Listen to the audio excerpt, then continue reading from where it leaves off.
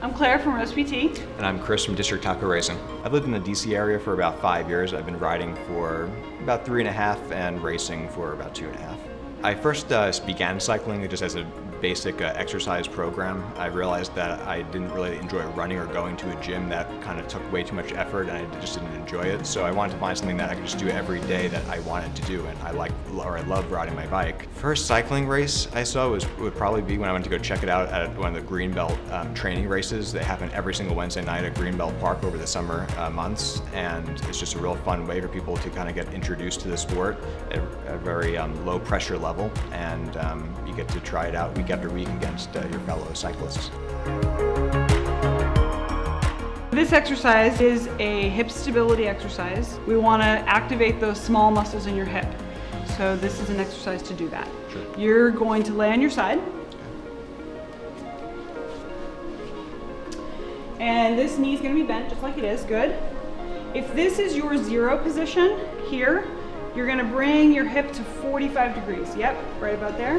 And then you're going to rotate your toes towards the floor, and you're going to lead this motion with your heel towards the ceiling. So go ahead and oscillate up and down. You're going to go, maybe 12 to 18 inches of distance. Okay. Yep. So some things you want to look for with this. You kind of feel like you're activating right here. I don't want you to do that. So I want you to keep yourself, yep, like that, and activate here. So you can even put your hand here, yep. Yeah, there you go. Yep. So make it a smaller motion. There you go. If you come up too high, go ahead and come up, up, up. Good. You start to really feel it in there. So that's what we want to avoid. We want to really isolate right in here. So go ahead and lower. Yep. And you should fatigue pretty quick. Sure. Yeah. So what this does is activate the small muscles in the hip, your hip abductors, which are right under where your hand is. And those muscles are your tensa fasciolata, which is a smaller muscle right in here that connects to the top of your IT band. Okay. So that muscle is actually really important in keeping your IT band from getting really tight. Sure. And then the other muscles that we're activating here are your gluteus medius and gluteus minimus, which lay just next to it. To make this harder, you go slower with your foot. Yep. And stay lower to the floor without touching your toe to the floor. And then you can put your hand right here just to make sure that you're feeling it where you should feel it.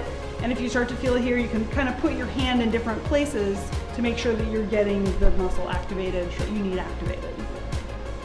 This is a great hip exercise. This is one of my favorite hip exercises, especially for cyclists, to maintain that hip stability. And I always use the analogy of a bowl of water. So your hips are like a bowl of water, and you want to keep them from sloshing side to side, forward, back, and in rotation. Stability on the seat can be influenced by a number of things, like bike fit is one of them, but hip stability and strength is going to be another big component to that.